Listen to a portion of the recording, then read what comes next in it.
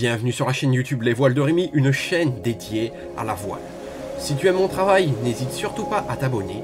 Et si tu veux suivre mes autres travaux, n'hésite pas à t'abonner à mon compte Instagram. Le lien s'affiche en ce moment même où tu verras différentes photos. Enfin, si tu veux suivre mes formats verticaux en attendant la sortie de vidéo, suis-moi sur TikTok. Et enfin, si tu veux discuter de voile et d'autres sujets liés à la voile, n'hésite pas à suivre mon Discord. Tous les liens sont en description. Bonne vidéo à toi. Bonjour à toutes et à tous, j'espère que vous allez tous très bien, ici Rémi, votre fidèle capitaine. Aujourd'hui on se retrouve donc pour une vidéo tant attendue. Cette vidéo, il m'a fallu pas mal de temps pour la faire, il s'agit de la Cup de l'America. Alors embarquez tout de suite pour l'une des courses à la voile les plus vieilles du monde.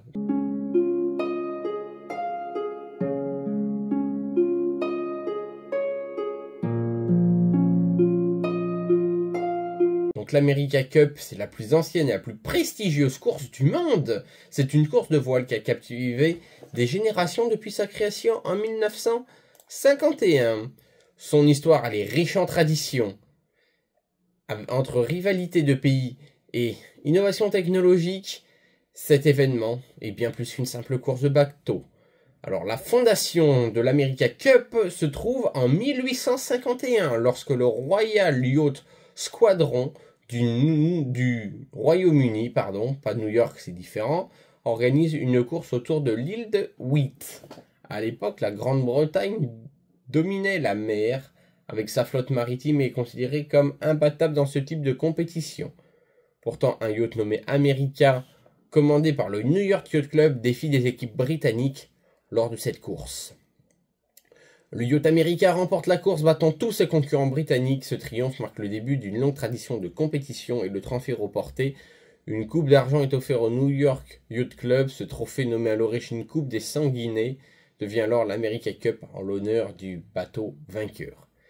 Il faut savoir que l'America Cup a quelques règles et repose sur un principe fondamental. Le club détenteur du trophée doit accepter les défis d'autres clubs de yacht.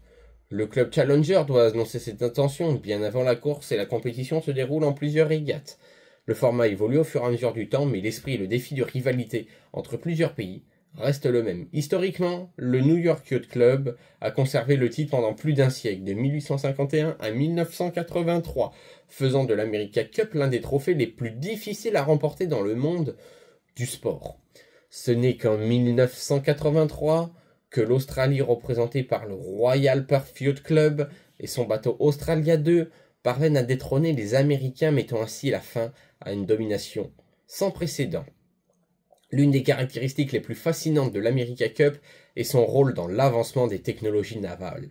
Les équipes investissent des sommes considérables dans la recherche et le développement de nouvelles technologies pour rendre leurs bateaux plus rapides et plus agiles. La conception des voiliers, les matériaux utilisés ainsi que l'aérodynamisme et l'hydrodynamisme ont évolué de manière spectaculaire. Au niveau donc des rivalités, elle est marquée par des rivalités emblématiques. Outre des États-Unis et de l'Australie dans les années 1980, des batailles féroces ont eu lieu entre plusieurs équipes comme la Team New Zealand, donc la Nouvelle-Zélande, qui ont marqué l'histoire remportant plusieurs éditions, et la Luna Rossa pour l'Italie. Ces rivalités sont exacerbées par des enjeux nationaux, des investissements colossaux en fait de l'America Cup un événement palpitant à suivre. Les grandes évolutions au fur et à mesure des décennies, de 1851 à 1881, on a eu la New York Yacht Club qui conserve la coupe après sa victoire initiale. Après une série de défis laissés par les équipes britanniques, aucune de ces tentatives ne parvient à déstabiliser la domination américaine. Pendant cette période, la coupe se joue exclusivement entre yachts monocoques et les régates sont principalement une affaire d'honneur entre riches propriétaires de yachts. Entre 1881 et 1930, la montée des nouveaux défis. Dans les années 1980, la compétition commence à attirer des challengers non britanniques, comme le Canada. Le format évolue avec des séries de courses plus structurées. La coupe de 1930 marque également l'introduction des classes de yacht J-class. Des bateaux plus grands, plus sophistiqués qui symbolisent le début de l'âge d'or de la voile. Les innovations donc dans la conception de ce voilier marquent une nouvelle série. Et ça continue jusqu'à 1937-1958. Ensuite, nous avons l'ère de la post-guerre. Après une interruption causée par la Seconde Guerre mondiale, l'America Cup reprend en 1958 avec des yachts de 12 mètres. Ces bateaux plus petits que les J-Class permettent davantage d'équipes de participer en raison des coûts réduits. La compétition devient également plus internationale, l'interaction des challengers comme l'Australie et la France. Pendant cette période, le New York Challenger continue de défendre son titre avec succès, renforçant sa position de force dans l'équipe de l'America Cup. La révolution australienne était l'une des plus marquantes de l'America Cup. Il existe d'ailleurs un film que j'ai pu voir qui en parle. Si le film vous intéresse, vous pourrez comprendre également cette notion de rivalité entre les différentes classes. En 1983, lorsque l'équipe d'Australie, Australia 2, met fin à 132 ans de domination, le bateau avec sa quille à Hale, révolutionnaire, offre une avancée technologique déterminante. L'équipe du Royal Perth Yacht Club bat les Américains dans une série intense et remporte la course. C'est la première fois que le trophée quitte les États-Unis. Nous avons ensuite une nouvelle ère qui commence en 1995 et qui continue en 2003. C'est ce qu'on appellera l'ère des Néo-Zélandais. Après la victoire australienne, les Néo-Zélandais, donc la Nouvelle-Zélande, menée par le légendaire skipper Stir Blake, remporte la course. Cette victoire inaugure une période de domination néo-zélandaise. En 2000, les Kiwis, avec succès, remportent le titre sur leur propre eaux. En 2003, c'est la team Alinghi de Suisse qui s'empare du trophée, marquant la première victoire d'une équipe européenne. En 2010, l'avènement des multicoques. L'édition de 2010 apporte un changement radical avec l'introduction des catamarans et des multicoques. Cette année-là, la coupe est disputée entre deux bateaux technologiquement avancés, un trimaran américain, l'Oracle, et un catamaran suisse, l'Alinghi. La victoire de l'équipe américaine marque le retour de la coupe aux États-Unis, mais c'est aussi l'innovation technologique des multicoques qui a pu redéfinir la compétition. En 2013, nous avons le miracle des USA avec l'Oracle Team. En 2013, la compétition elle se déroule à San Francisco et est marquée par l'une des remontées les plus spectaculaires de l'histoire du sport. L'équipe Oracle, qui représente les États-Unis, menée par le skipper Ginny Spilly, est menée 8-1 par la team New Zealand, mais dans une série de 17 régates, réussit finalement à l'emporter et revenir à 9-8. Pour conserver la coupe. En 2017, nous avons l'innovation avec l'arrivée des foils. L'America Cup renaît une nouvelle révolution avec ses bateaux à foils, ces bateaux capables de voler au-dessus de l'eau grâce à des hydrofoils, atteignant des vitesses impressionnantes. Lors de cette édition disputée aux Bermudes, la Nouvelle-Zélande remporte à nouveau la coupe en dominant les USA, récupérant ainsi le trophée. En 2021, nous avons la confirmation néo-zélandaise pour la 36e édition qui a été organisée à Auckland. Et on a vu à nouveau la team New Zealand qui bat les Lunarossa Pirelli, donc pour l'Italie. Cette équipe met en avant des bateaux encore plus avancés technologiquement avec des innovations dans les foils et la conception des coques. Pour l'édition 2024, nous avons vu qui est prévu à Barcelone, de nouvelles équipes et de nouveaux défis se préparent. Je vous rajouterai un petit passage parce qu'à l'heure où j'ai préparé cette vidéo, ce n'était pas encore fait, mais vous retrouvez un petit passage à la fin où je conclurai par vous parler de cette dernière régate. Quand en 1950, nous avons les yachts classiques, donc les yachts universels. Lors de cette première édition de l'America Cup, les voiliers utilisés étaient des bateaux classiques, souvent des sloops et des cutters construits en bois. Ces yachts mesuraient généralement entre 20 et 30 mètres et étaient propulsés uniquement par la force du vent, avec de grandes voiles en toile. Les innovations se concentraient principalement sur la forme des coques et la disposition des voiles pour maximiser au plus près. Un voilier emblématique a vu le jour, qui est l'America qui a remporté la Coupe d'Amérique en 1851. Ce bateau était plus long et plus étroit que ses concurrents britanniques, lui considérant une meilleure vitesse. À cette époque, l'importance des innovations résidait dans la configuration des mâts et des gréements. De 1930 à 1937, nous avons l'avancement avec les J-Class. Les J-Class marquent une nouvelle ère dans l'America Cup. Ces bateaux sont plus élégants, majestueux et mesurent jusqu'à 41 mètres de long, ce qui est colossal, hein. Je ne sais pas si vous vous rendez compte, mais c'est énorme.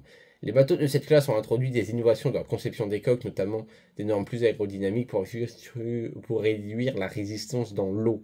Le célèbre yacht Endeavour, construit pour l'édition de 1934, était un modèle de raffinement technologique avec une coque en acier et des voiles en coton légèrement soignées. De 1958 à 1997, nous avons ensuite l'ère des 12 mètres.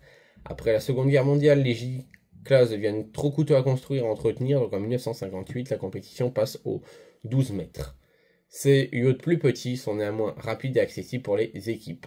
L'un des voiliers le plus emblématique de celui-ci est l'Australia 2 qui a remporté l'édition de 1983. Ce bateau révolutionnaire comportait une quille à aile, une innovation qui a amélioré considérablement la stabilité et la maniabilité du bateau en régate. Cette innovation a joué un rôle clé dans la victoire de l'Australie, brisant la domination du New York Yacht Club après 132 ans de victoire ininterrompue. En 88, nous avons le duel des multicoques. L'édition de 88 a vu un affrontement entre un catamaran américain et un monocoque néo-zélandais. Le catamaran utilisé par l'America Cup a marqué un tournant en introduisant les multicoques dans l'America Cup. Les multicoques, avec leurs deux coques parallèles, étaient beaucoup plus légers et rapides que les monocoques traditionnels. Cela a donné un avantage décisif à l'équipe américaine qui a remporté cette décision. Dans une course controversée, entre 1997 et 2017, nous avons la classe IAC, qui est la classe internationale de l'America Cup. Ces monocoques font environ 25 mètres. Ils étaient conçus uniquement pour l'America Cup avec des matériaux très légers, qui est synonyme du XXe siècle comme le carbone et la fibre de verre qui permet d'alléger la rigidité. Les quilles sont plus sophistiquées avec des bulbes pour faire baisser le centre de gravité du bateau. Et c'est en 2003 que nous avons eu l'Aligi, un bateau légendaire qui a été créé par la Suisse. Ce bateau, il était à pointe de la technologie, avec des voiles en Kevlar et des systèmes de contrôle ultra précis. En 2010, nous avons les multicoques géants. J'en ai un petit peu parlé tout à l'heure. Nous avons la Ligi 5, qui est le catamaran suisse, et les bateaux américains, l'USA 17. Ces bateaux, ils étaient incroyablement rapides et puissants grâce à leur surface de voile et à leur conception aérodynamique. Le trimaran américain, qui mesurait 27 mètres de long et 27 mètres de large, disposait d'une aile rigide en guise de voie principale. Cette édition a mis en avant la vitesse pure. Les monocoques étaient capables d'atteindre des vitesses supérieures à celles des monocoques. En 2013, nous avons l'arrivée des foils, une technologie révolutionnaire qui a permis d'avoir des bateaux volés. C'est la première fois qu'on a vu des bateaux atteignant une vitesse de 83 km/h. En 2017, nous avons les AC50. Ce sont des bateaux beaucoup plus petits mais plus performants que leurs prédécesseurs. Ces bateaux sont énormément conçus pour voler avec leur foil en quasi-permanence, ce qui leur permet d'atteindre des vitesses aussi hallucinantes. L'aile rigide remplace complètement la voile traditionnelle de nos bateaux, une maniabilité exceptionnelle. À partir de 2020 jusqu'à aujourd'hui, nous sommes donc dans la dernière ère des AC75. Donc les AC75 ont vu le jour en 2021 et à ce jour sont toujours utilisés sur l'America Cup. Bien qu'il existe des différences technologiques, je ne vais pas pouvoir tous vous parler de ces différences technologiques puisque vous connaissez, c'est bien sacrée défense. La stabilité des monocoques à foil est impressionnante. Ces bateaux mesurent 23 mètres de long, utilisent des configurations et des foils rétractables pour contrôler la portance et la stabilité. Le système de foil des AC75 est encore plus perfectionné, permettant au bateau de maintenir des vitesses très élevées, ayant la capacité de naviguer même par vent léger. La Team New Zealand remporte l'édition 2021 avec une vitesse et une maniabilité impressionnante. Et bonjour, on se retrouve donc pour la dernière partie tant attendue de cette vidéo sur l'America Cup. Donc, comme je vous l'avais dit, entre le temps où j'ai fait cette vidéo et maintenant, il y a eu la finale de l'America Cup de l'édition 2024. Donc, il faut savoir donc, que c'est les Néo-Zélandais qui ont remporté cette édition 2024. Donc, cette édition 2024, elle a été très longue à regarder, puisqu'il y a eu plusieurs courses. Je ne vous parlerai pas pour cette édition du retour des Français et de leur très célèbre élimination dès la première course d'éliminatoire. Donc la France clairement pas au niveau. Mais bon, ça on le savait depuis un petit moment. Après les 20 ans de non-participation de la France, c'était quasiment sûr que la France n'allait pas pouvoir remporter cette compétition à moins d'avoir des marins expérimentés. Ce dont on manque cruellement à mon niveau. Mais bon. Je trouve que c'est dommage, mais c'est comme ça. Donc pour revenir à la victoire des Néo-Zélandais, les Néo-Zélandais ont remporté cette victoire après 9 manches, donc parce qu'ils ont d'abord été contre les Italiens. Ils ont égalisé à 7-7 après avoir été très long dans le game, puis sont revenus au fur et à mesure pour avoir remporté la 9e course face aux Italiens.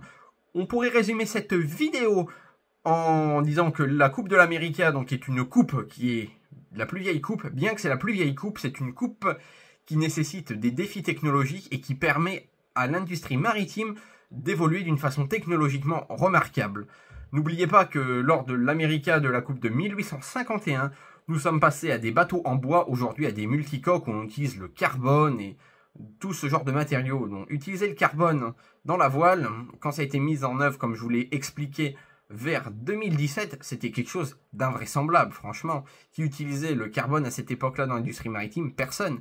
Et c'est ça aussi qui est également très intéressant, c'est que sous couvercle de défis et de pression monumentale entre des pressions psychologiques que j'ai pu voir lors des films, qui est le cas entre l'America 2 et les USA, eh bien cette coupe a un enjeu énorme, technologiquement parlant, mais pas seulement. Elle a aussi un enjeu de visibilité, puisque le pays qui gagne l'America accueille même la Coupe de l'America et choisit où il l'accueille. En tout cas, je vous remercie d'avoir suivi cette vidéo. J'espère que si cette vidéo vous a plu, n'hésitez pas à vous abonner, liker et partager cette vidéo. C'était Rémi et on se retrouve prochainement pour de nouvelles aventures de voilier. Salut tout le monde!